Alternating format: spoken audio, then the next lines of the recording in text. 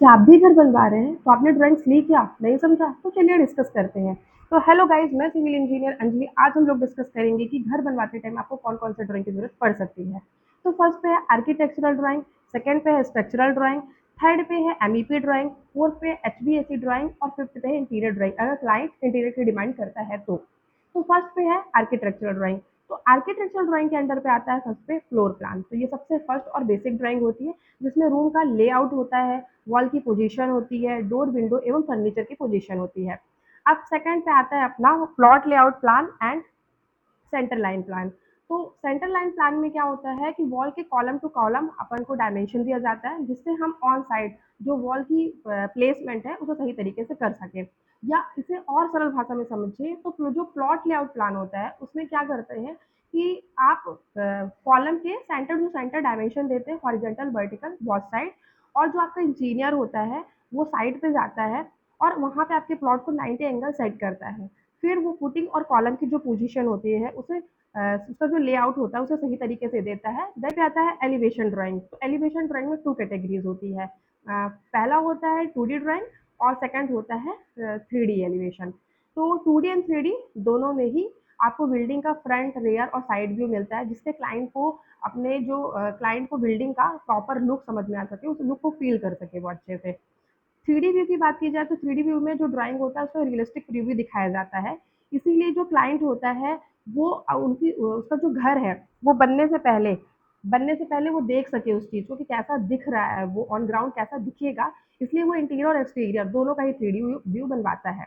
तो फोर्थ होता है सेक्शन ड्राइंग। तो इस ड्राइंग में बिल्डिंग के वर्टिकल कट्स दिखाए जाते हैं, जिसमें फ्लोर हाइट, स्लैब, स्टेयर और वॉल्स की डिटेलिंग दी जाती है। तो फिफ्थ होता है जॉइंट्रीज डिटेल। तो जॉइंट्रीज डिटेल में हम इस ड्राइंग में ये देखते हैं कि डोर, विंडो और वेंटिलेशन की लेंथ, विड्थ और उसकी जो पोजीशन है ऑन ग्राउंड कहाँ देनी है उसकी डिटेल जॉइंट्रीज डिटेल में दी जाती है। तो सेकंड है स्ट्रक्चरल ड्राइंग। तो स्ट्रक्चरल ड्राइंग में सबसे पहले नंबर पे आता है फुटिंग लेआउट। तो इसमें फुटिंग की साइज और रेनफोर्समेंट डिटेल दी जाती है, जो ग्राउंड लेवल पर स्ट्रक्चर को सपोर्ट करता है।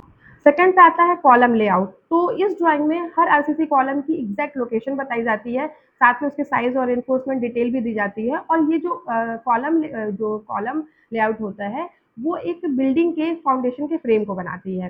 थर्ड पे होता है अपना ground beam and plinth beam. तो पहले के कंस्ट्रक्शन में और आपके कंस्ट्रक्शन में बहुत ही डिफरेंसेस आ चुकी है। तो आपके कंस्ट्रक्शन में मोस्टली 2 बीम प्रोवाइड की जाती है। तो जो सबसे फर्स्ट और ग्राउंड लेवल पे बीम प्रोवाइड की जाती है उसे ग्राउंड बीम कहते हैं, और 2-3 फीट कुर्सी लेवल में उठाने के बाद जो बीम हम लोग प्रोवाइड करते हैं उसे प्लिंथ बीम कहते हैं। तो इस ड्राइंग में हम लोग प्लिंथ बीम की साइज, रेनफोर्समेंट डिटेल दी जाती है। और ये ग्राउंड फ्लोर लेवल में क्या करता है, जो स्ट्रक्चर होता है उसको ज्वाइन करता है ये प्रॉपर तरीके से। इसके बाद जो फोर्थ नंबर पे आता है वो है slab and roof beam.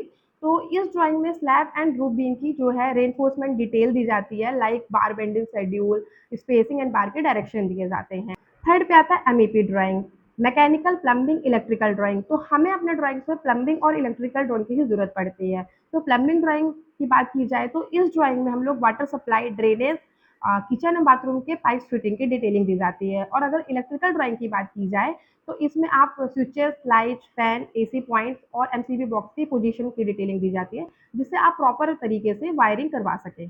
Fourth पे है HVAC drawing, heating, ventilation, air conditioning. तो ये जो सिस्टम होता है वो बिल्डिंग के थर्मल कंफर्ट एवं एयर क्वालिटीज़ के लिए होता है। और जो ये ड्राइंग होती है वो कमर्शियल बिल्डिंग के लिए प्रोवाइड की जाती है। अगर आप कमर्शियल बिल्डिंग बना रहे हैं, हॉस्पिटल बना रहे हैं, मॉल्स बना रहे हैं, लार्ज विला बना रहे हैं, तो यहाँ वहाँ पे ये ड्राइंग ज़रूरी होती है। लेकिन अगर आप छोटे रेजिडेंशियल प्रोजेक्ट कर रहे हैं तो आप वहाँ पे simple split AC point, drainage और क्या बोल सकते हैं आपका इलेक्ट्रिक लेआउट से भी काम कर सकते हैं। फिफ्थ में आता है इंटीरियर ड्राइंग। तो इंटीरियर ड्राइंग में जो आपको ड्राइंग की जरूरत पड़ सकती है वो है आपका रूम का प्रॉपर लेआउट, और फिर आपका फर्नीचर लेआउट, आपका फॉल सीलिंग या इलेक्ट्रिक लेआउट, और अगर बोल सकते हैं एक डिजाइनिंग लेआउट। डिजाइनिंग लेआउट में आपको क्या करना था, किसी प्रॉपर वॉल में आप डिजाइनिंग कर रहे हैं तो उसका एक डिजाइनिंग लेआउट होता है। तो इस ड्राइंग के बारे में हम लोग नेक्स्ट वीडियो में डिस्कस करेंगे। तो आपने देखा ना कि एक बिल्डिंग बनवाने के लिए कितनी सारी ड्राइंग की जरूरत पड़ती है, और हर ड्राइंग का अपना एक अलग रोल होता है। तो अगर आप भी अपना घर या ऑफिस बनवा रहे हैं तो आप अपने कंसल्टेंट से ये सारी ड्राइंग जरूर लें। और अगर आपको मेरी वीडियो हेल्पफुल लगी हो